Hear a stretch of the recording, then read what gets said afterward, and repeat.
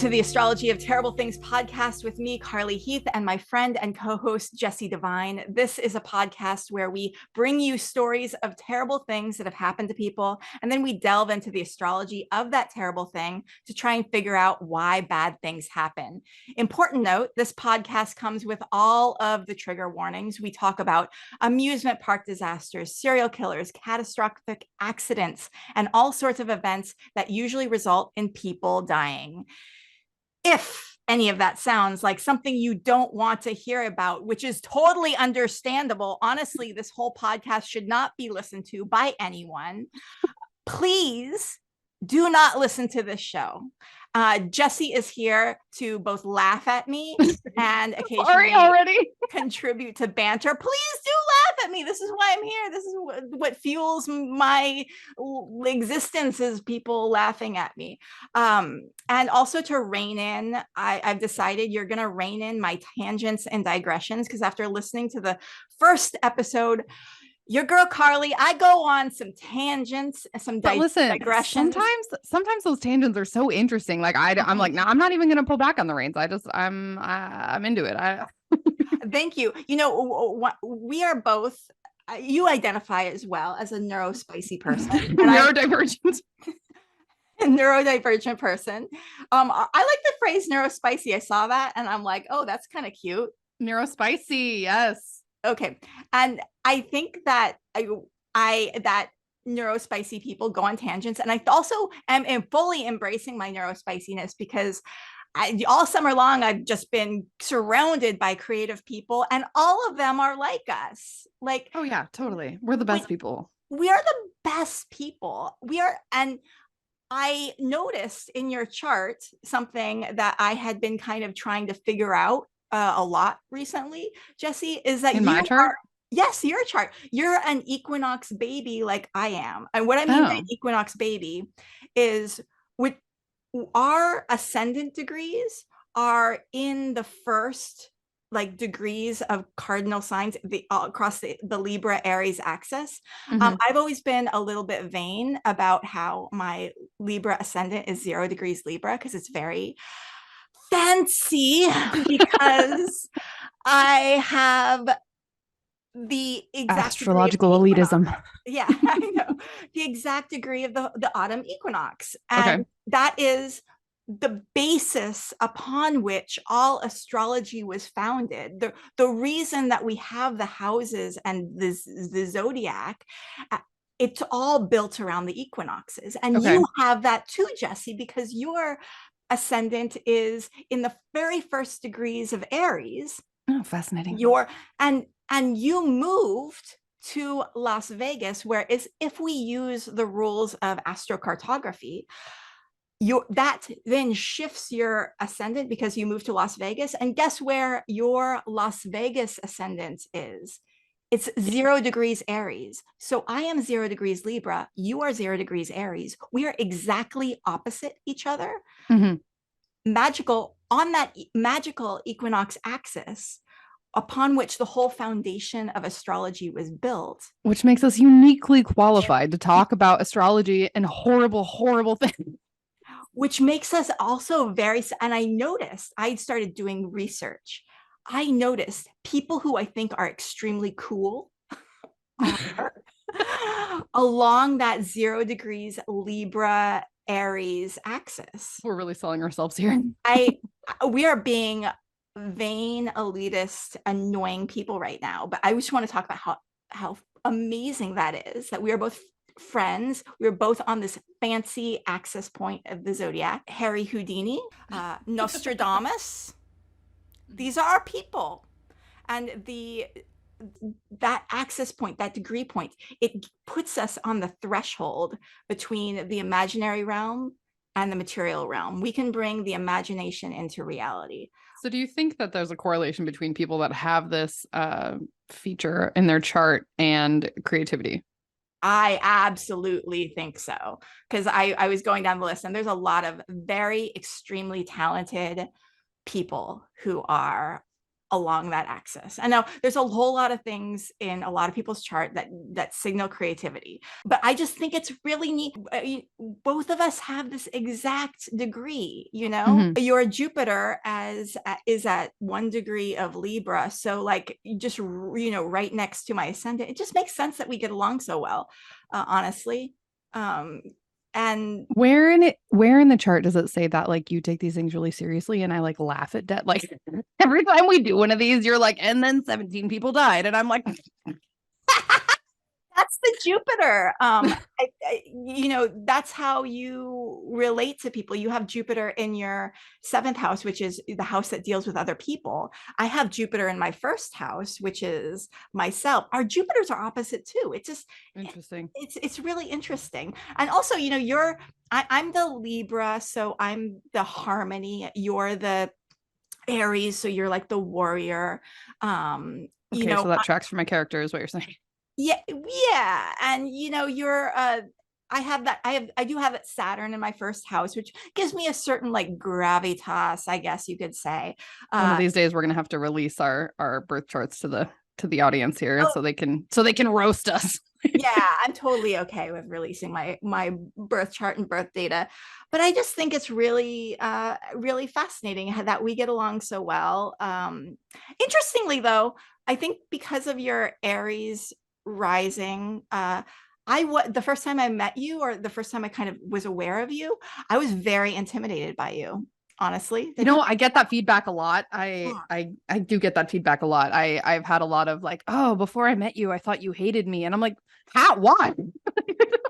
Or like, before I met you, I was so scared to talk to you. And I'm like, man, I am like the softest, like, I don't know. Okay, that's not true. I'm not always soft, but I definitely like, I feel like I want to talk to people. I want to be friends with people. And it's always just really interesting to get that feedback.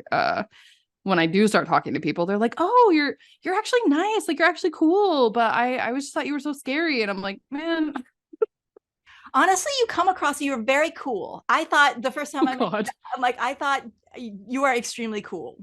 And that is not an adjective I would use to describe myself either. That's so funny. But thank you. And confident, and you have a sort of a biting, clever way of interacting, which makes you seem very smart, and you seem like you could cut through the bullshit really well. And it seems like you're not going to take bullshit from anyone. And I love that about you. But it was the last part. That's true for sure. So anyway, I saw that. I thought it was really cool. I'm embracing embrace your equinox powers. Okay. Some random questions that came up as I'm just like talking through this. Do you feel like an alien on Earth? Yes. I know, right? Literally all the time. I feel like in any social situation, and I always thought this was just like the autism. I don't know, but I've always just like in a situation and I'm like, how would a normal person respond to this? Or like, what would a normal human say to that question? And then I'm like, you're supposed to be I just have this like internal dialogue. Something I've been like internally thinking in my brain recently is like, when I do humanness really well, I'm like, oh, you did a really good impersonation of a human. Yeah, yes. Gold star. Time. Amazing. I've lately got this visual in my head of my life, my existence, my awareness of how I work in the world is like I'm standing at the threshold of a door between like the realm that doesn't exist and the realm of the material world. And like the door is always peaked open a little bit to the realm that doesn't exist. And I can just kind of go into the realm that doesn't exist a lot. I don't know if that's resonating with you. Like I don't think that I have the same visual metaphor, but I feel like I know like what you're talking about. And I definitely think that like as I like get older and have become like more corporate in like my day job and things like that, I've had to just like stay in the material world more, which is like not necessarily where I like to be. Yeah. But no, that's definitely a thing. For sure. Which brings us to, before we won't go into too many digressions about our charts, but I do want to talk about the Venus retrograde summer that we have all been through, which I feel like Venus retrograde is your chance to learn what is your toxic trait. Venus retrograde kind of started around the end of July, and we kind of finished up with it like beginning of October-ish, a little bit end of September, beginning of October-ish. I use very wide nets when talking about the boundaries of the Venus retrograde, because it's there's a shadow period, which we won't get into. We don't want to bore people. But it's this time where Venus becomes extremely powerful. And also there's a period during the Venus retrograde where that harmonizing instinct goes away briefly. And so I feel like it exposes things in your psyche and yourself. I think especially for women. I'll kind of go into my I'll go into my experience with it. So Venus retrograde happened in my 11th house. And during that period, because of the type of work I do, I have been surrounded by hundreds, in many cases, actors and creatives and performers. And it started off this period of like just the absolutely mind-blowingly wonderful period where I feel like we're all activists for a cause. And connecting with that, and I love that energy. It's given me this chance to see the words that I write being said by people in crowds of a lot of people, and they are laughing at my jokes. But it's been super rewarding. But I've been seeking out constant feedback in the form of the internet. I want to see what people are saying about my words and what people are saying about the things that are going out public that I have written. And because of the nature of my job, I'm a kind of a ghostwriter, right? I don't get credit for it's kind of looking for this like recognition piece that isn't there. Yeah, exactly. But I'm getting the feedback in that, like, there was this moment during the Venus retrograde cycle where I was in the audience, 4,000 people laughing at my jokes. I was feeling so high from it, but then I needed to go on the internet and seek out what people were saying about the thing. At the time, I was tricking my brain into thinking, oh, I'm just seeking out this internet feedback because I want to learn and grow as an artist and as a creative, and I want to do better. I realize that the reason that I'm seeking out the internet's commentary on my work is because I seek the dopamine hit of someone saying something nice about something I did. And that that's reasonable. I don't know. That is what I'm searching for, like a drug. Unfortunate. I feel like my drug, my thing that I'm craving, which is probably very unhealthy, is a stranger saying something nice about a creative thing that I've done. And that can lead me down so many distracting things. Oh, no, absolutely. Because once you get in that cycle of searching for that external validation, it's really, really difficult to come back to a place where you're able to validate yourself, you know? And it's a huge problem with my fiction writing. Like, I can't say this is actually really good and I'm going to be done with it unless I get a lot of people saying that this is really good, which you do not get in publishing. Which you never get. No, you never get that in publishing. Yeah.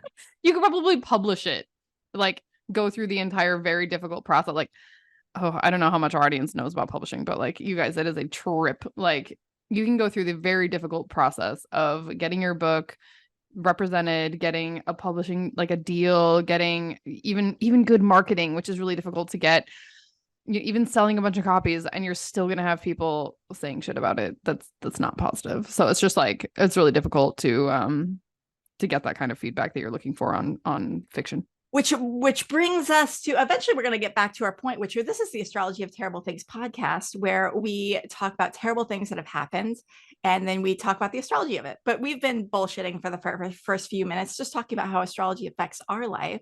Jessie, have you noticed anything about Venus retrograde this summer for you? Okay, where did you say this was affecting my, which house was this in again? House, which deals with creativity, and your fifth house ruler, which is the sun, is in your seventh house, which deals on one-on-one relationships with other people, and it's being provided for by a Venus in your eighth house, which is shared resources. So I'm sure there's been something related to your way of having fun, creativity, that things that you create with a partner and the shared resources that you develop with that partner, and probably something related to your home as well, since that kind of all ties back in there. So something I realized about myself just through like some therapy and like personal like reading, some like self-help and things like that, is that I think a toxic trait resulting from like abandonment issues and trauma. See,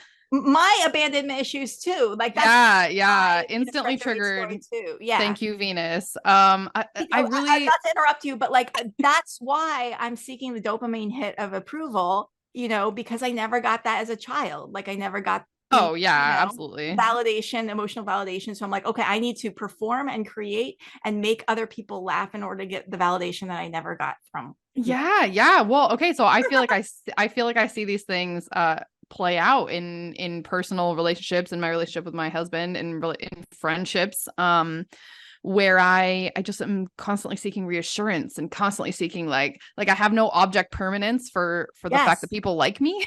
Yes. Oh my God. And yes, so, exactly. And so I'm always like, oh, when I'm with the person, I'm like, oh, this is great. Like I said, like it could be romantic relationship with my husband. It could be my friends. My parents are kind of a different story that we're not going to go into my parents on the podcast. We'll spend the entire time talking about my parents. But even like my friendships, it's just like, and I have a tendency to never give people the benefit of the doubt. So like which is something that played out through this Venus retrograde, where like if they, bail on, or if I perceive they've bailed on me, or they've canceled plans, or they, even like hypervigilance to like tone shifts in conversations and things like that. I'll be like, oh, they don't like me. Oh, this must mean that like our relationship is not important to them. Like that kind of thing. Yeah. And for everybody listening being like, God, you need therapy. It's like, don't worry, I'm in it. Like, I love what you said about there's no object permanence in relationships, or that's for people's affection. Exactly. Like I have almost no object permanence in my sense of self, honestly. I need to create things because I do not exist without people reacting to the things that I create. Okay, that makes sense. Yeah. I don't think I have that for myself necessarily, for like the sense of who I am and like what my identity is, but I definitely have that for like, I'll be like, oh, like we're besties, right? Or like we're friends or something. And then the next day, like, did something happen to where that's not true anymore? Like, did you think about our interactions and change your mind? Like, I have no evidence for that. Like, where, you know what I mean? But it doesn't stop the intrusive thought. Anyway. Yeah, I feel like anyone would abandon me if I say like the wrong thing. And that person would be like, oh, that person is unforgivably canceled, and I do not in my life. Yeah, or just like, or even more like, just like, oh, too weird. Like, oh, they're just like, that's just not for me. I'm like, I could almost deal with being like unforgivably canceled, especially if it was something that I believed in. You know what I mean? Like if I said something and they were like, oh, we don't like you because you said, abortion is a human right, or I don't know. Like if it was something that I believed in and they were like, oh, I hate you because of that, I'd be like, fine, hate me. That's cool. But like if it was just like, your personality is just ew, then I would be like, oh my God. We learned that we have avoidant attachment styles and I think mine's anxious. Attachment styles. I think that the point for me about like any retrograde really, or any astrologically difficult period of time, is that typically I think that if you are willing to just roll with it and learn from it, you can figure out something beneficial to take from it. Like for me it was like, yeah, you definitely should be back in therapy. I've actually been through a really good period in my life for probably like 5 or 6 years with my mental health, where I've been off of a medication and managing anxiety and depression. Not to say that, I mean, just to make this like a little soapbox for a second, like if you need mental health medication, go for it. Like please do that. I was on it for like a long period of my life and it was really helpful. But anyway, digression. I think that going through this period with Venus retrograde and having these realizations about myself, it was a good moment for me to be like, there's still some things that I need to unpack in therapy. I should probably get back into it. So That's and that's what I'm amazing. doing. Yeah. That's amazing. Awesome. I'm so proud of you. I'm so Thank proud of you. You like you. your therapist? Well, I actually have our first consultation on Monday. Good for you. Yay, I'm so excited for you. Thanks. I'm pretty pumped. That's awesome. I also learned about Venus retrograde too, is with my creative stuff, I have in the past leaned very into the angsty, navel gazing, interior sort of thing. And I'm realizing that the direction I want to go with my creativity in the future is that I want to lean more into comedy, and I want to actually exploring mental health issues is something that came up as I was kind of thinking about my next novel that I want to write. Like, and I think I want to definitely lean more into the comedy. And I was thinking just like these exaggerated circumstances that illustrate what's going on mentally healthily with me and my issues. And instead of being so angsty as I've done in the past with my writing, being ridiculous. And I love that. I love that. It makes me so much happier to go into those directions with it. So yeah. Oh, so in addition to the Venus retrograde exposing our toxic traits, I have a crazy like Venus retrograde story. As I was at these events where I'm watching my speeches, the things I've written be out there and in the public. I'm in the audience videotaping and all of that. I was going on the internet to try and find other video clips of people recording the thing. And I found video clips from someone who was standing right next to me and who I did not know. And I saw that this person's name was Carly. And I saw so weird that this person is in the same fandom that I am in. And I reached out to her, and we are like so in common. Like, she's very active in the activist movement that is happening right now. And she does so much for like with the fandom and the activism stuff. And I'm like, this is amazing. Someone who's named Carly, we have all these things in common, who is standing right next to me, and who that's interesting on the internet. That's wild. And so super wild. We're now like BFFs, best friends. And I just thought that was amazing. And I have a feeling she is from the Southern Hemisphere. I have not been brave enough to ask. She mentioned it at some point. But the Southern Hemisphere is also our magic Aries Libra axis thing. Oh, is she in our little club, our 0 degree club? I'm going to ask her if she's in our 0 degree club. But also me interacting with people from the Southern Hemisphere has to do with our equinox thing. Your husband's from the Southern Hemisphere. No, yeah, it's been 4 years down there for sure. In Brazil, for anybody who doesn't know that. Yeah. And so here's the thing. Whenever there's an equinox, like big kind of changes happen in my life. Sure. And I was also being aware that like every time there's an equinox, I encounter people from the Southern Hemisphere. So pay attention to this in your life, because obviously it does. No, that's probably true. I mean, yeah, it's so funny. You're talking about like I met this girl, Carly, and we're in the similar thing, and we have all these similarities, and something like I can see how this like attaches to like the Venus retrograde and the astrology of it all, but also like part of my head is just like, man, the simulation is breaking down. Like oh, right. You're like, right. You just like meet people and you're like, this is just lazy. Like, give her a different name. Like, come on. Whoever is running it right now has not had enough coffee. And they're just they're just repeating certain codes, and they're just pasting. Yes. Or like, I don't even know, like how I had a conversation with one of my friends the other day that was like, I said something along those lines, and he's like, man, I had a full conversation with a complete NPC the other day. Like, I was in the grocery store, and like their dialogue was just straight NPC dialogue. Like, canned. And I was like, I bet you if I walk away from this person and then come back, we're going to have the same conversation. Yeah. So I met Doppelcarly. I became aware that whenever there's an equinox, a big thing happens in my life, and I tend to encounter people from the southern hemisphere. So anyway, we're getting off on tangents. You're supposed to rein me back. Okay, I'm sorry, but see, this is the problem. I'm interested. Like, fascinating. Okay, so what we're going to do things a little bit different this time. I do have an event that I'm going to be sharing with you all of a terrible thing, but Jessie is also doing an event, but we're going to do a little reversal. Jessie's going to share the chart of an event, and I'm going to look at the chart and I'm going to describe the event, and I'm going to see how close I get to describing the event that Jessie has picked.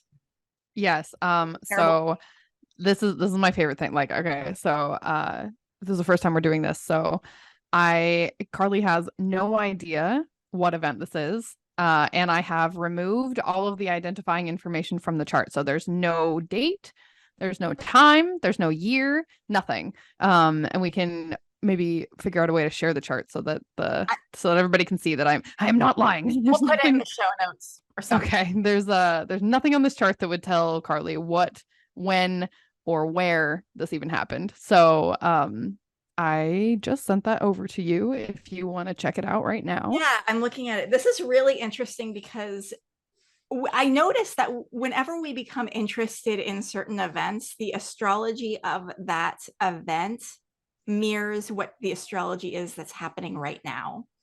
And Ooh. You have chosen a chart where the nodes are in Venus or in Libra and Aries. And we have our nodes have just shifted. We just had an eclipse in Libra and Aries across the axis. And we spent the whole first portion of this talking about the Libra Aries axis because you and I are. You know, people aren't going to believe that it's random. So this is completely random. I'm noticing a lot of things. Well, let's first start talking about sect, because that's always a good place to start. This is a day chart with the sun in Aries. So that means, since it's a day chart, the most malefic part of the chart is going to be wherever Mars is. So in this case, Mars is located in the 5th house, which deals with children, romance, creativity. It's a very debilitated Mars in Libra and retrograde. So this Mars is opposite Mercury, so I'm getting some child signatures in here. I'm curious to know if children will play a role in this. I'm noticing. And then we can also look at what the best part of the chart is, and that is a very, very exalted Jupiter. But it's a Jupiter that's applying to an opposition with Pluto in the 8th house, which is death vibes, it's being provided for by a debilitated moon in the 6th house, which is the house of bad fortune. Being ruled by Mars. So we would love to be like, oh, that Jupiter, is that Jupiter going to save the day? No, that Jupiter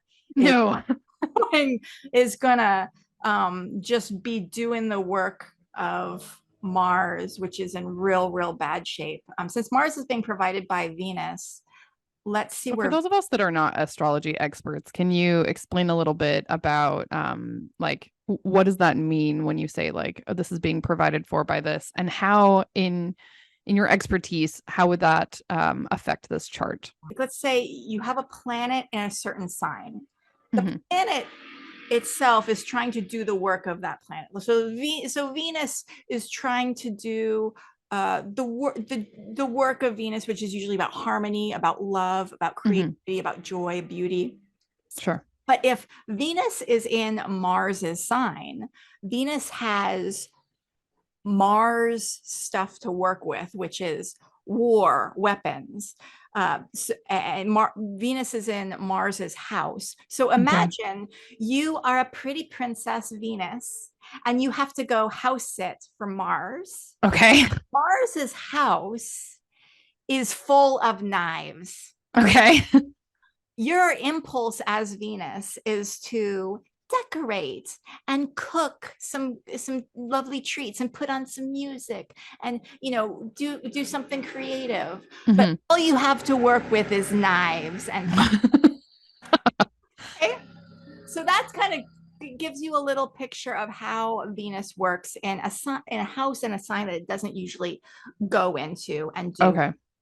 And this gets even more complicated because then let's say, so Venus is in Mars's house, but where's Mars? Mars is over somewhere else in someone else's house. So if Venus needs to call on Mars, does it say like, okay, where's the coffee maker?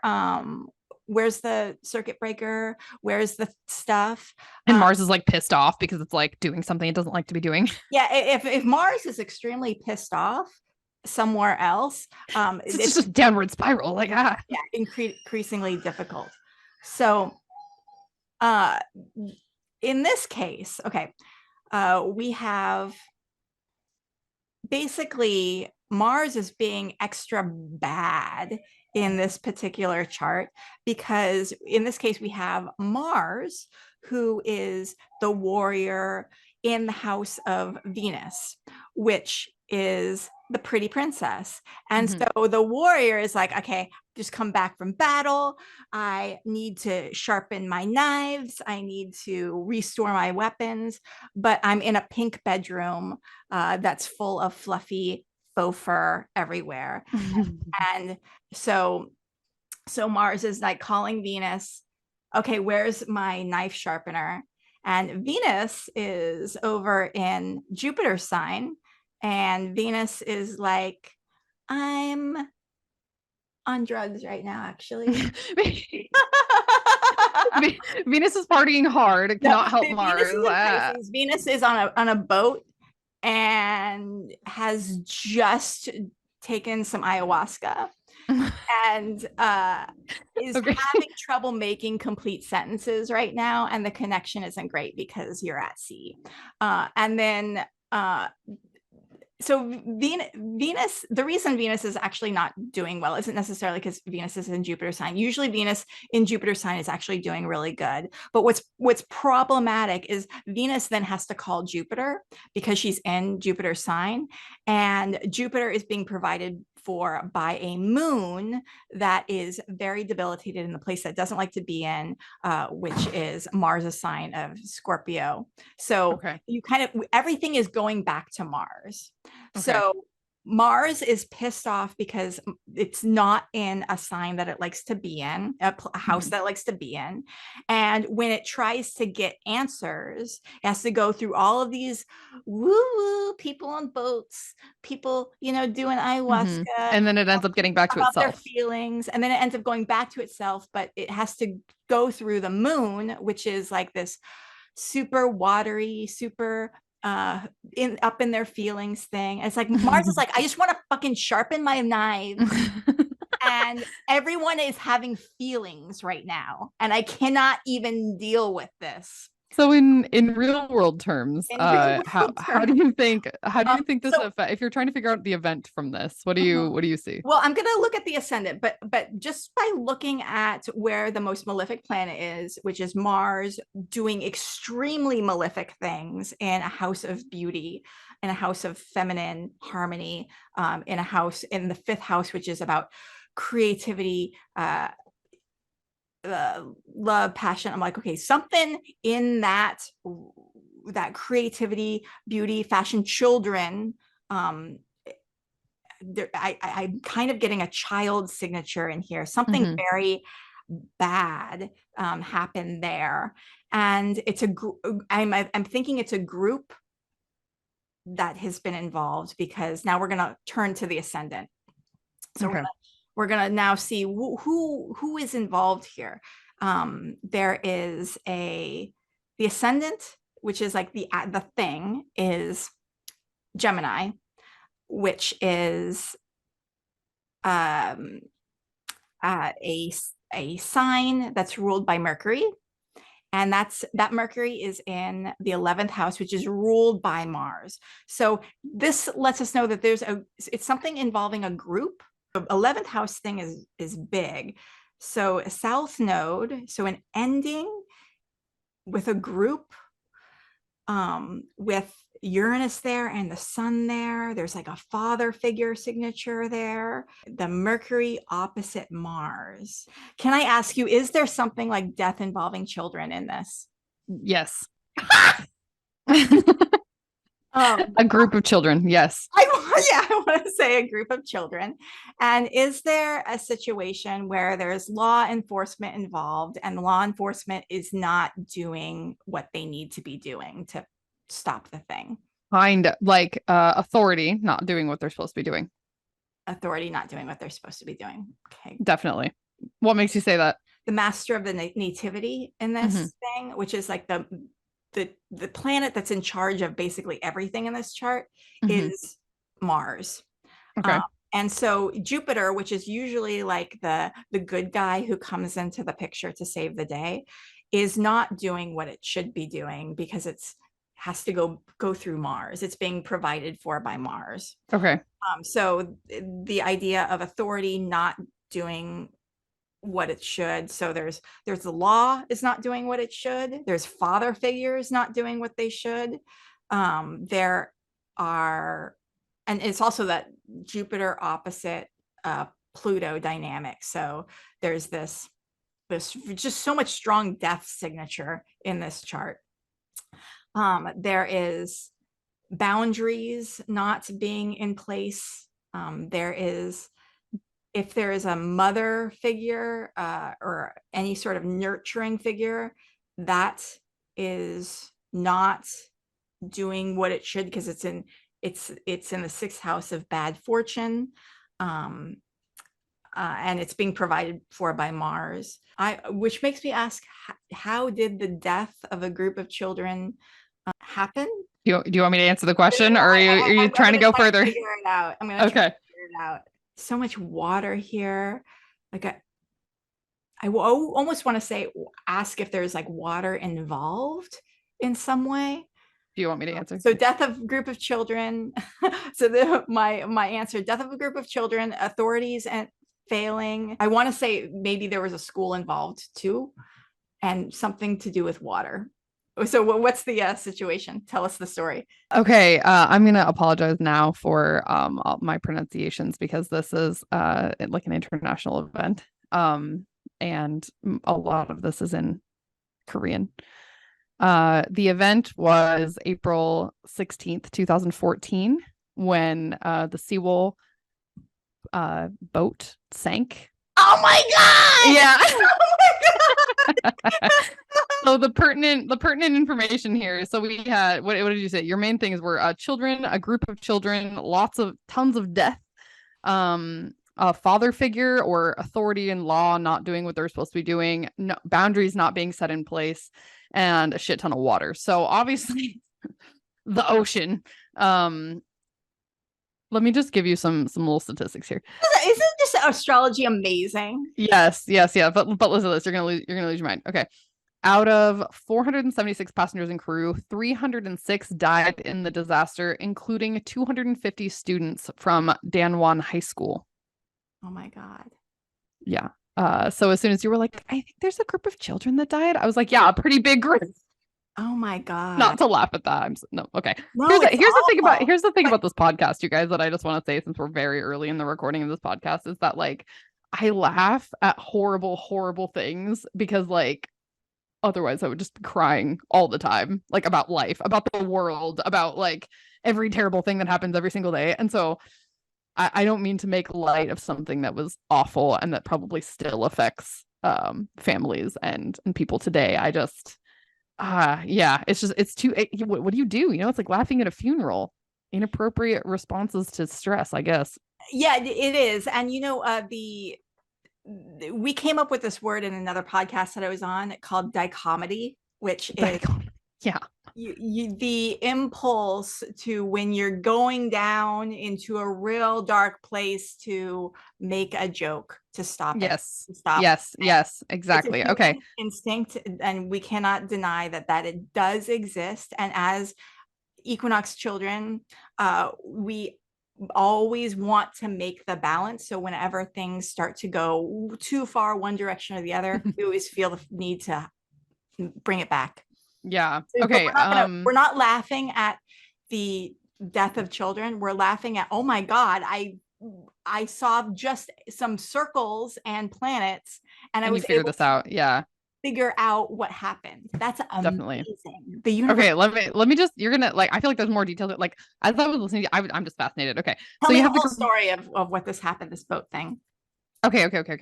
So you can also, if you're listening, look up this event on Wikipedia, and it was on like every news source ever. So go ahead and look that up. We'll include some things in the notes that you can check it out. Um okay, so this was it started at about 8:30 a.m. on that morning. This is a boat that traveled back and forth a lot. It was owned by let's see, I can definitely not say the name of this company. But it was owned by a shipping company. And it was originally a ferry from 1994 to 2012. It was a transport ship for cargo and passengers. But after it was bought in, let's see, 2012, by this company, they made a bunch of modifications to it, including adding several new decks that increased its capacity. And there were like claims that those modifications were illegal, but that wasn't really, it wasn't really proven. But there's been some like questions about whether or not that had an effect 2 years later when it sank. You can read a play-by-play on the Wikipedia starting Wednesday morning at 7:30 a.m. when the third mate of the ship took over watch from the previous team. Okay, so it starts there, and it goes over all of this stuff is recorded by a lot of different devices, and you can see like the speed that the ship was going. You can see when like distress calls were made, and really the main thing that happened is that it tried to take a turn. They took it off the autopilot steering, okay, and went into manual steering, and then they tried to make this turn and it didn't go correctly, and the ship just literally tilted and then started to sink. Now the things that I found fascinating with your analysis of it is that a major part of the blame, and he actually got a life sentence for this, was placed on the captain. So you're talking about father figure not doing what they're supposed to be doing. He abandoned the ship. Oh my gosh. Oh my. Yeah. And then besides that, about your, when you said like the boundaries were not in place that needed to be in place, they didn't give an evacuation order for like half an hour. So I actually found a quote about this. The captain initially told passengers to stay in their rooms and waited more than half an hour to issue evacuation. By then, the ship had tilted so much that roughly 240 people. Oh, at this point, this was in the New York Post. At this point, a bunch of those people were still missing. Anyway, their belief is that because of that order to stay in your rooms and not evacuate that was given by the captain, that a bunch of those people, like 240 people, got trapped inside. Oh my God. Oh Which my is God. just I mean, horrible. and being trapped is a very Saturnian thing. Mm-hmm. Being trapped, and that's Saturn in a water sign, Scorpio. So being trapped in water. Oh my God. Yeah. What's Yeah. so amazing, you guys, astrology is real. I know that we're coming to the This is the thesis of the podcast. Astrology is real. I know this is like probably speaking to the choir, but like, you guys, how can anyone deny that astrology doesn't work when clearly I've been given a chart that's some circles and planets, and I was able to accurately describe the event that took place in that chart. I will tell you my story now. This is Okay. rein me in if I go into too many details. But this also deals with a similar thematic thing. This is the Erfurt Latrine disaster of 1184. And an important thing for all of us to visualize before we get into this is something known as a cesspit. It's important that we understand what a cesspit is. A Oh my cesspit God. is a large underground holding tank that's used in the collection and storage of feces, excreta, or fecal sludge. The pit can be lined with bricks or concrete or covered with a slab, and it needs to be emptied frequently when it's used as an underground holding tank. So are you visualizing? I am so concerned about this, Carly. An underground holding tank of human waste. I already don't want to know, but I do want to know. And in cases where, we have large populations of humans dumping their waste into a holding tank, we have to be very cautious about that waste going into groundwater where people will eventually drink that groundwater and oh my God. for, life. So I want you to picture this giant cesspit of human waste that has a layer of surface scum on it. You have eaten oh my God. Tomato soup before, and oh my God, Carly. the skin that appears upon the tomato soup. Imagine, if you will, that tomato soup is not red, but it is brown because it is human waste. And the scum on the top is the scum that's created by human waste. Okay. I'm never going to eat that again. Is a communal latrine, which is benches with holes in those benches. First of all, why? Dudes will sit and they will poop into the latrine below. Oh my God, I have so many questions. I need you all to visualize. I am, and I'm mad that I am. Are these cesspits ever drained and cleaned out? According to Extra History, this video on YouTube that I looked up, probably not. But they're supposed to be, I decided to just on my own look into how long this particular cesspit in this case that we're going to be talking about had been brewing, had been fermenting. Oh my God. Imagine a big, wine barrel where you ferment grapes into wine. Well, imagine that, but if it's human feces, okay? This is why this podcast comes with all the trigger warnings. So yeah, okay, I could have used the I'm just here to torture you. See, you're laughing, so you must be enjoying. Yeah. Remember, inappropriate responses to stress. So the Petersberg Citadel, which is where this event took place, had been constructed around 1060, so about 124 years before this disaster hit. The building was burned down in 1080 and rebuilt in 1103 to 1147. So the cesspit was probably either between 81 years old and 37 years old. Fermenting, being used, brewing, or just sitting there? Yeah, it'd been collecting for about 81 to 37 years. So imagine you're 80. No, I've imagined enough already, Carly. Using the same pit to defecate in, that pit never being emptied in his entire. Well, how would you empty it? Like that? That's also my question. Like, how would you? Because I mean, we're talking like septic pump. System. Yeah, like. I went into research. This is my skill, is to go into digressions and give you all the unnecessary facts that you need to not know about this situation. So did this building, the Petersberg Citadel, did it smell really bad? Probably. And I love that you looked this up. There's no regulation of cesspit construction until the 18th century. And when the need to address that was when the need to address sanitation became apparent. So I'm guessing it took people a few centuries to figure out this smells so bad and is probably really bad for human health.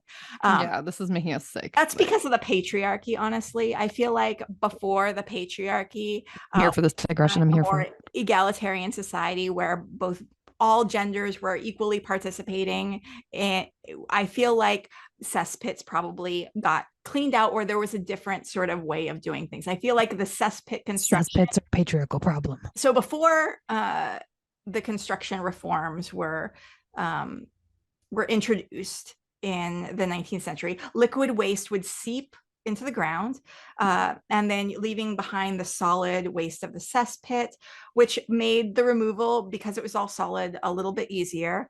Makes sense.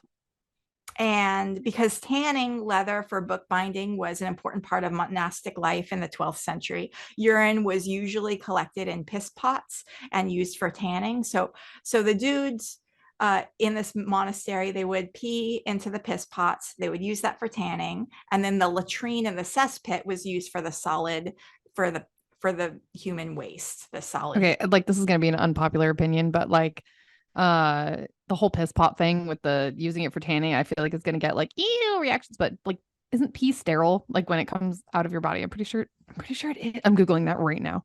Okay, look that up for us. For wiping, when you went to Oh no, that's a myth. your latrine, you would use rags, dried cabbage leaves, straw, and moss were probably used. And monastic latrines in particular had a reputation for being noxious, probably because monasteries are a big old sausage fest. Oh my god. Dudes are dirty. That's a hilarious. huge sexist thing to say, and I admit that. But again, that's the patriarchy is dirty, not necessarily dudes. I think in an egalitarian society where dudes are allowed to be their for whole themselves. selves. Yeah. Where self-care isn't like weak. Yeah. I feel like dudes would be clean in a non-patriarchal society, but because we're in a patriarchal society that like suppresses everything Venusian, everything clean and beautiful and harmonious, dudes are encouraged to be dirty and focus on tough. and they aren't supposed to care about those Venusian things. So this is also why we need to defeat the patriarchy. True. Also, just for any of you that were still curious, that is a rumor. Human adult urine is not sterile. That is a medical myth. Well, in conclusion, so it is a little bit gross. So cesspit accidents have happened throughout history a lot. Also in Wikipedia, recently in Suffolk County, New York, most households there still use cesspools for waste drainage, and cesspool collapses have occurred in the area. Even in as recently as December 8th, 2009, when two workers in a decommissioned cesspit were trapped, requiring a 2-hour rescue mission. Oh my God. Since 1998, 6 cases have been recorded of cesspools collapsing and sucking human residents that had been standing over them into the cesspit, injuring a total of 7 people, killing one in 2001, killing another in 2007, and killing another in 2010. Recent New Fear Unlocked. Killed in cesspits. New Fear Unlocked. Yeah, this is like somebody tell Edgar Allan Poe, like I need a new story. On June 1st, 2011, 2 teenagers from Suffolk County neighborhood called Farmingville drowned after becoming overwhelmed by fumes and trapped in a backyard cesspool measuring 16 feet deep. So, oh my God, you've gotten plenty of background by now on cesspits. Thank you for that. For the latrine disaster. Was it interesting, or did I go on to a digression, which I'm known to do? It's not that it wasn't interesting. It's just the topic. Erfurt is the capital of the largest city in the central German state of Thuringia. It's the Landgraviate, which is a noble title that means land count of Thuringia. And it was the largest state in the region between 1131 and 1247. So if you want to kind of put a picture in your head of what Thuringia is all about, think of bratwursts. The bratwurst comes from Thuringia. As I said, this is a sausage fest.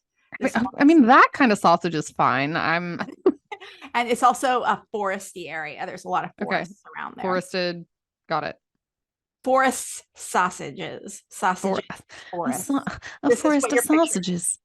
Yes. Okay. Here is where you'll find the Petersberg Citadel. It's one of the largest and best preserved town fortresses in Europe. During the 12th century, it was the site of a medieval Benedictine monastery. The first recorded evidence of the monastery from 1060, but it may have existed a long time before that. Prior to that, okay. Okay, so background. Now it is July 26th, a balmy summer in gross. For the average temperature, because I go into so many details, is about 75 degrees. I imagine without air conditioning, 75 degrees out in a room packed. This is going to be a packed room full of hundreds of people. One story above a latrine, which is dumping into a giant cesspool. Great. So excellent. These people have traveled from afar. They are dudes. The BO is probably off the charts. The latrine down below is probably fuming. It's 75 degrees. This building is primarily used by monks for monk stuff, but on that balmy July morning, Henry VI, the King of England, who is 19 years old, is going to use the building to settle a land dispute between Landgrave Louis III and Archbishop Conrad Wittlesback. And by the way, these two dudes, Landgrave Louis III, he's like in his 30s, and Archbishop Conrad Wittlesback, he's like in his 60s. Okay. 30-year-old, 60-year-old fighting land dispute. They're called 19-year-old guy, 19-year-old king to settle the land dispute. Can you imagine? Oh my God. Can you imagine even just you and me fighting right now? And we're like, okay, we got to settle this dispute. Let's bring in the 19-year-old. Let's bring in a 19-year-old boy. Yeah. Or like any 19-year-old at all. Like just.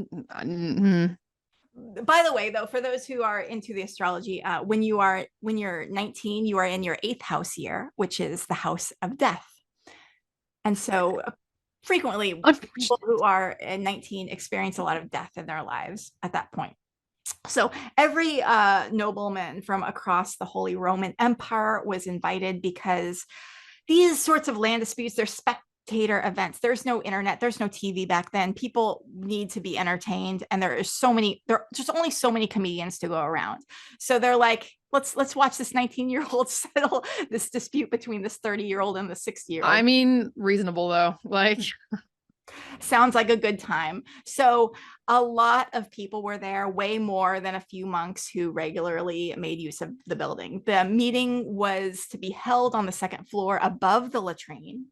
Meeting room. Why? Latrine. Poor planning. Cesspool. Visualize the 3 layers of hell. Hell sandwich. Henry VI takes his position on a little stone alcove at the front. The rest of the floor is made of wood.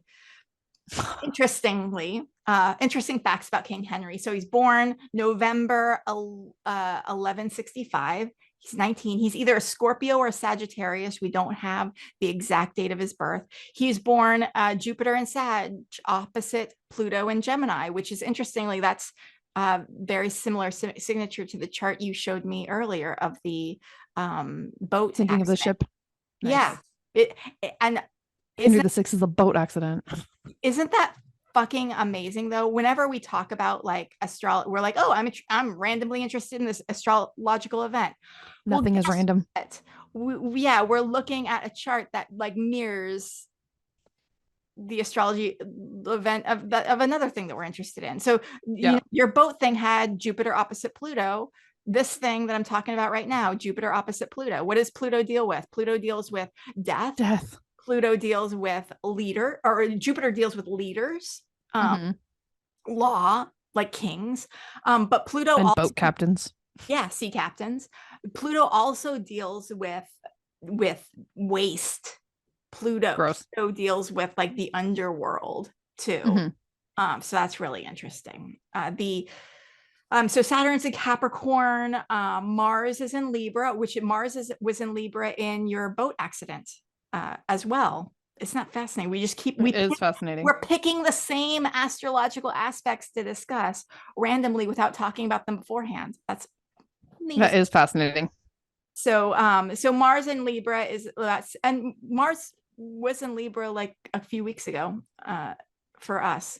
In 1191, this king, he will go on to become the Holy Roman Emperor at 26 years old.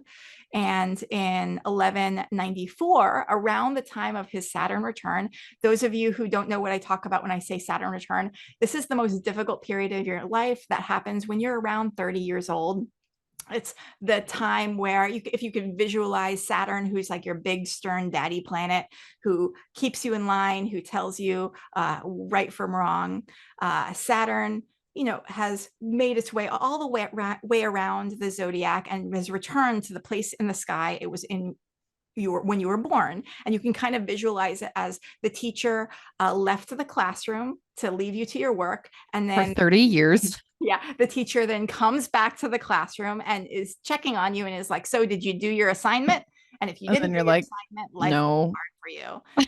And if you did your assignment, life will still be hard for you because Saturn's an asshole. But you will at least benefit slightly from not having Saturn be so angry at you. But usually your first Saturn return when you're around 30 years old is the most difficult time in your life. But it's also the time in your life where usually a thing in your career will get cemented. Like you got your job. My current job, current job in your Saturn return.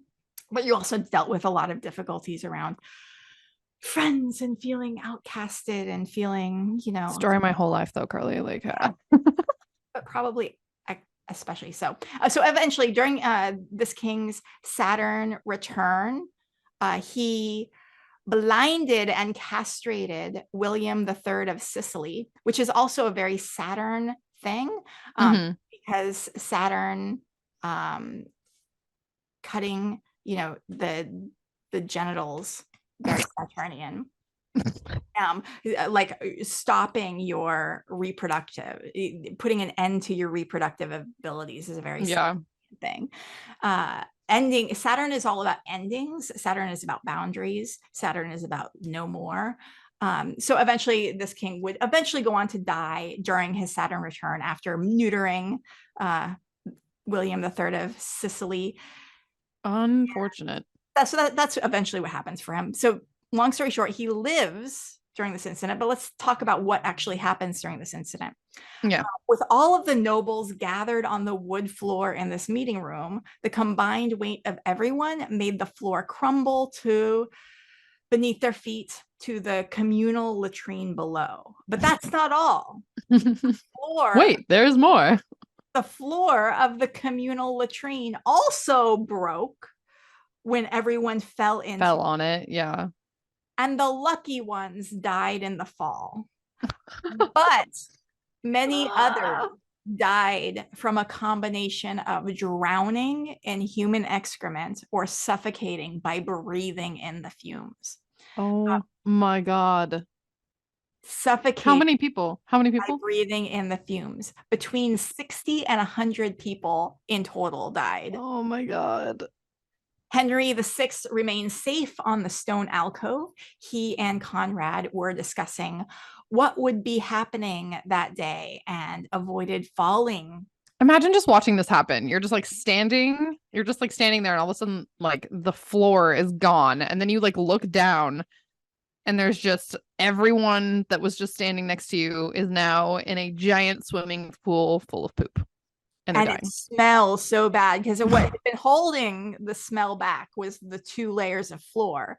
But now that those 2 layers of floor are gone, the smell just like hits you, right? And like also a mushroom cloud of fumes. And I'm sure there was splashing happening. I'm sure there was like an initial splash, like as the people like plummeted. Oh no! Then the splash that comes back, I'm sure got into some people's mouths because their mouths. Oh my God! Okay. Let's do the astrology. Oh no! Okay. According to okay. So King Henry, the 19-year-old king, he remained safe. He and Conrad, the old fellow, were discussing They survived. Landgrave Lewis also survived. The 30-year-old survived. According to Factinate, prior.com, prior to the disaster, the king apparently was a frequent user of the phrase, "If I fail, so may I die in excrement." He before this even happened, the king would just like predicted it, like. Which reminds me of my favorite meme on the internet, which is the girls playing dodgeball. And the meme says, "People being funny on the internet, Apollo, the gift of prophecy." And it's like, but basically, that's a lesson to all of you. Never make a joke because it will end up being true. Just don't put that into the universe. I have a friend that says that all the time. Anytime you say something like sarcastic or like something like this, he's always like, "Don't put that in the universe."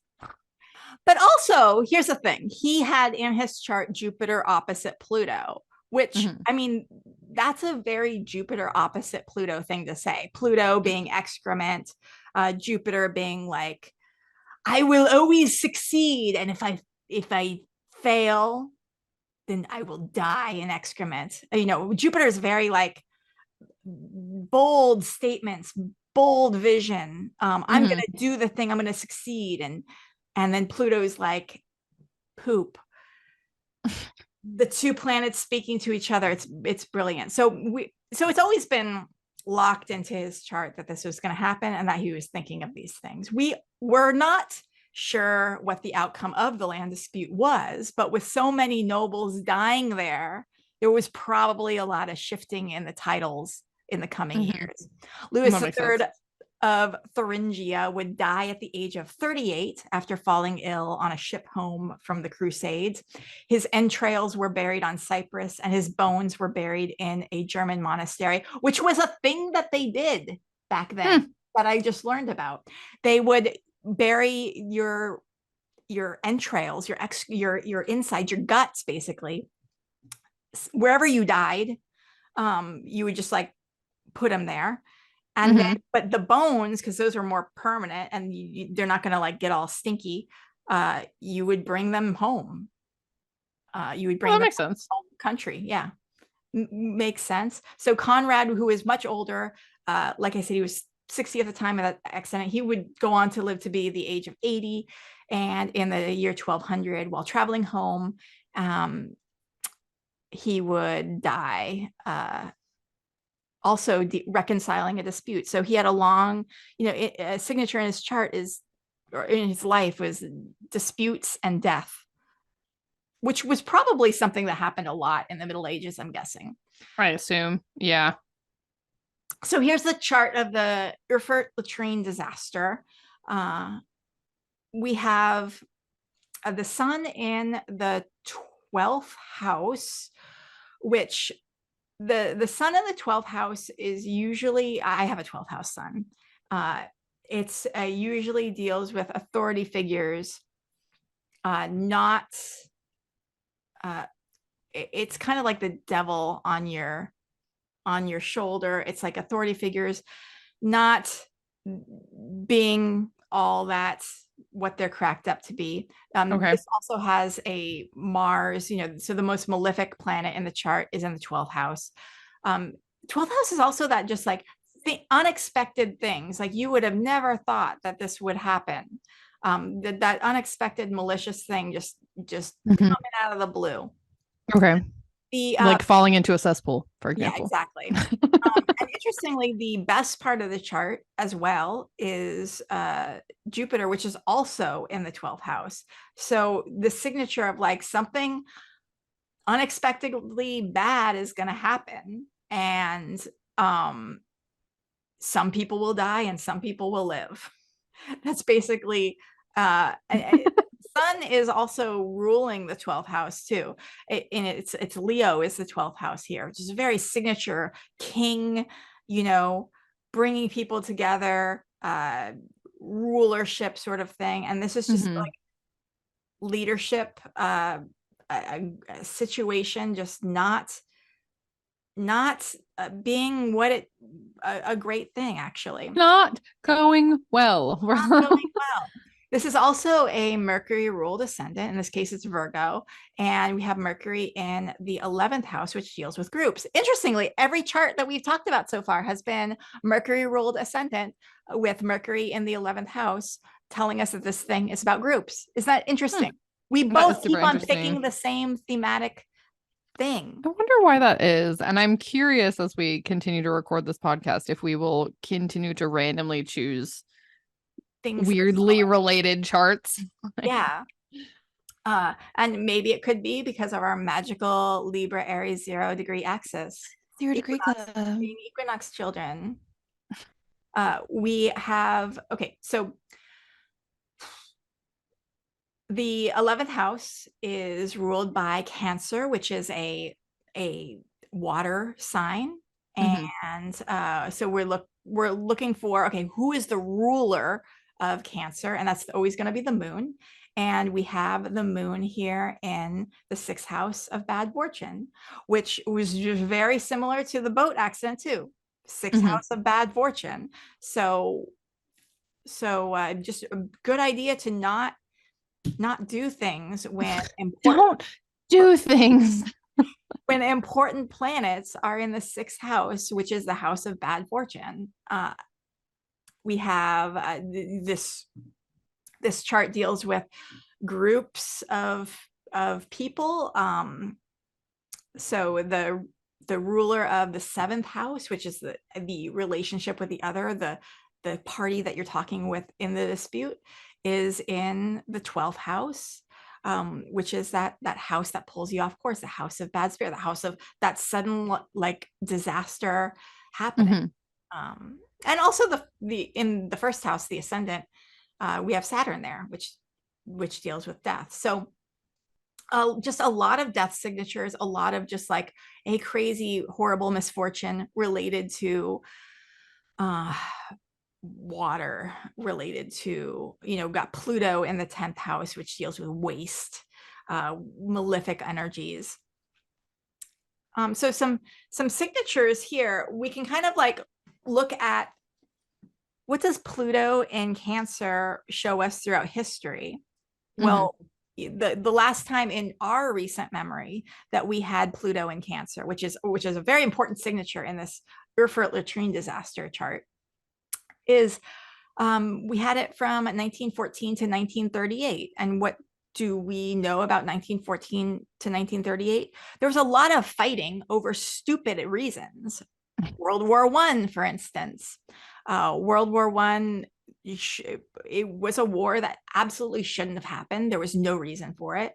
And ultimately, because World War I happened, that led to Hitler rising to power, genocide, and horrible things. I mean, World War II, we had to stop the Nazis, but the Nazis wouldn't have risen to power if it hadn't been for World War I. So yeah, you also have the Great Depression in those years as well. Yeah, definitely. So there was also just another example of fighting over stupid reasons. In 1922 was the Straw Hat Riot, which I want to do a whole episode on that eventually, which was this crazy riot where people died because back in the day when Labor Day hit, is it Labor Day? When the end of summer happened and you enter fall, you're not supposed to wear a straw hat anymore.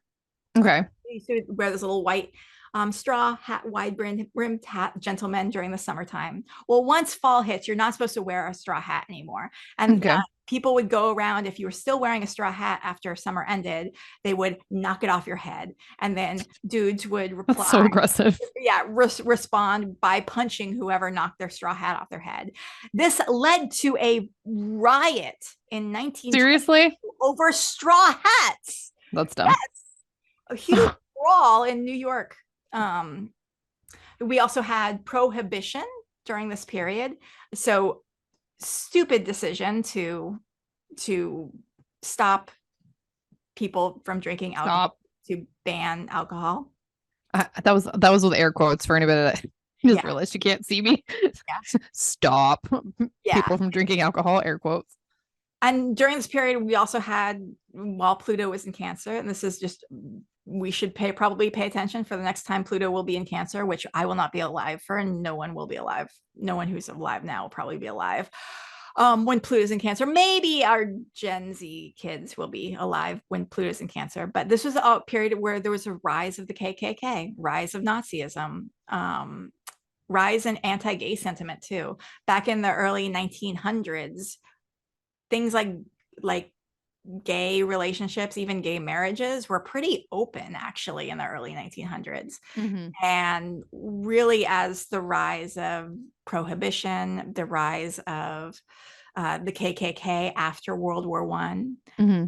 stupid war that shouldn't have happened in the first place, then we get that anti-gay and that very white supremacist sentiment. This is the same place that. So this chart that you're talking about, the signature that you're talking about, also appears in the Latrine disaster. Yeah, that signature of that Pluto in Cancer. So I feel some other things that are very related to that Pluto in Cancer: the sinking of the Lusitania in 1915, the Armenian genocide by Turkey, the 1916 first birth control clinic. Interestingly, that's actually a positive thing, but it relates to Cancer being motherhood, and Pluto, the decision, like, I want power. Pluto is also power. I want the decision to decide whether I want to be a mother or not. But it also corresponds to the Spanish flu, three major plagues: Spanish flu, sleeping sickness, and polio, which happened around 1918, which is very interesting because when Pluto was in Capricorn for us, which is the opposite side of Cancer, we have our three plagues. We had COVID, we had a resurgence of polio for a little bit, and we had, what did we other have? Monkeypox. Had another thing too that I'm forgetting about. But yeah, there was but there was also a lot. Measles, probably. Yeah. It's like all anti-vaxxer. Yeah, exactly. Everything returning due to anti-vaccination. Like, yeah, during Pluto and Cancer, it was like, oh, there's all these diseases, we're going to start vaccinating people. And then by the time Pluto takes its time to get all the way back to Capricorn, now in our lifetime, we're like, some people are like, oh, let's slack on the vaxes. And oh no, all the diseases are coming back again. Oh no, the plague. Like a Pluto opposition thing happened. Pluto's like kind of doing the Saturn thing, left the building for a little bit. Oh, did you learn your lesson? Oh no, you didn't. So here's the diseases again. Well, I feel like if it wants us to learn our lesson, it should come back faster, because humans have short lifespans and shorter memories. Well, here's the thing though, we have planets that go fast and we have planets that go slow, and we do learn from, like, Venus that goes fast. We're like, oh, we've been making the same mistake every 8 years during Venus retrograde, so we eventually throughout our life learn from those mistakes. In theory, yeah. And Mercury, like, oh, every 3 months we learn a little lesson from Mercury retrograde, and in theory, we learn from that. But Saturn is like, okay, the bigger lessons that take a little bit more time to learn. Well, and then we've talked before about Pluto being generational, you know, and I think that learning as kind of a short-lived species, learning generational lessons is difficult, I think. Yeah, we're gonna be going through this Pluto in Aquarius thing coming up next year. Pluto will be sitting in Aquarius for about 20 years. And so we're going to be learning a lot of the lessons that were learned around the founding of this country, around the ratification of the Constitution. So I think we're going to be, as Pluto goes into Aquarius and settles in there next year, our Constitution is going to be, did we learn the lessons that we need to learn from keeping our Constitution? No, we didn't. No, we didn't, because now we're suddenly taking rights away from women, and we're suddenly legislating for. Oh man, this is gonna go. Hey, what does Pluto in Aquarius say about late stage capitalism? Can we move on from that yet? Is that something we're gonna? Well, we're seeing definitely capitalism Imploding.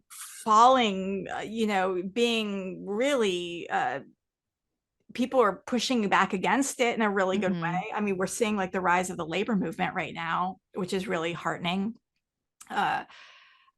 We shall see if the industry wins, or are the workers going to win? And if we definitely need especially as we get into artificial intelligence technology taking over and dehumanizing our workforce, we need to decide, are we going to legislate and put public policy in place that protects humans, or are we going to do what we have done for previous centuries and allow technology to benefit the most wealthy and allow more money and funds and resources to be funneled into the pocketbooks of the most wealthy? Or are we going to use this technology to help everyone? And well, see, yeah, okay, so when AI like first started becoming a big thing, I obviously, being a writer and a creative, was very anti, but I think that ship has, I know that ship has already sailed.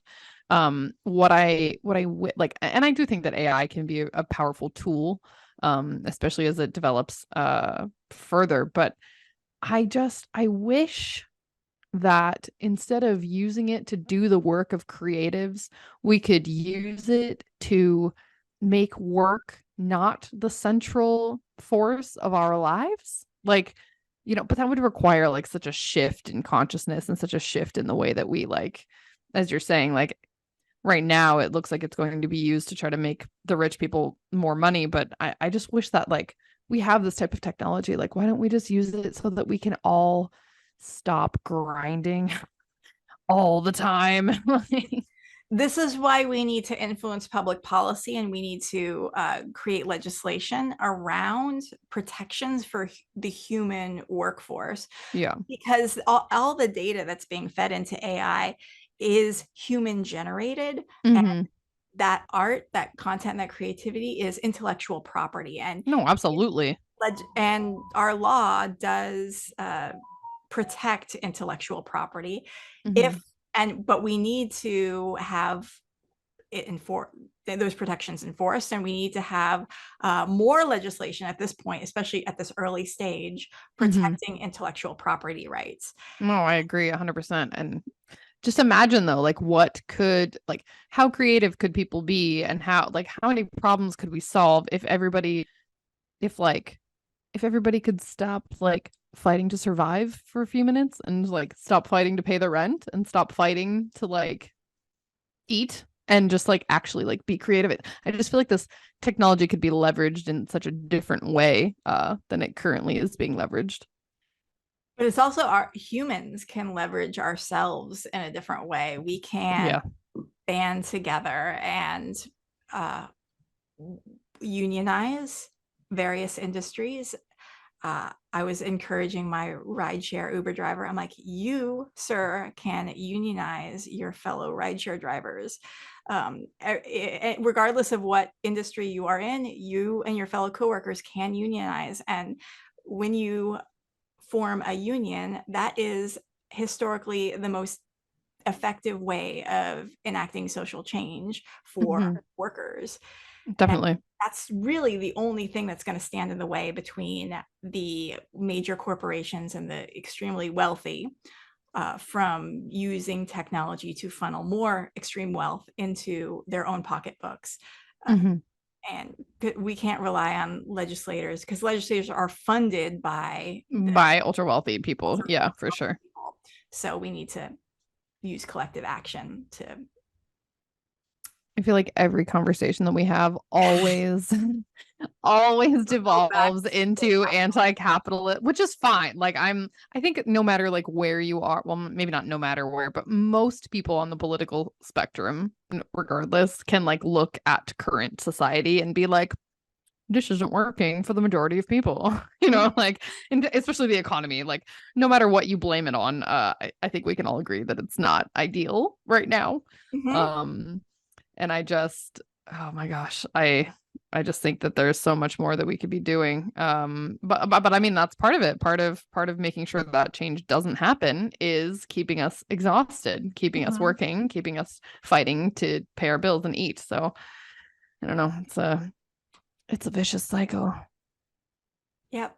And that is the Erfurt Latrine disaster, 1164. And we had a fun time talking. This was really fun. I really appreciated you sharing that chart and letting me do a little detective work to figure out what the nature of that chart was. And I love it. I love it. It's my favorite thing. Like, I'm sitting here and I'm like listening and I'm like, you said that like Venus was on a boat doing drugs, and I was like, yes. Continue. We are on a boat and we're all about to die. Like, we need to come up with a really good wrap up for our podcast episodes. But tune in to our next episode. We're going to be talking about something different. And then we are going to really try hard not to go on tangents and digressions. But I think we picked the two absolutely wrong people to not go on tangents. And yeah, I don't think that, Carly, I think this is a losing battle. But hey, I think that digressions are probably some of the most interesting parts of what we have to. We're near spicy, right? Like it's good. It's those of you who are watching at home, if you have any questions or comments for us, definitely drop those into whatever format we decide to accept questions or comments, because they are appreciated. We want to keep the dialogue open and going. But thank you for tuning in, and tune in next time. Bye. Music for the show is provided by Bruno Loureiro. Follow us on Instagram at the Astrology of Terrible Things, all one word.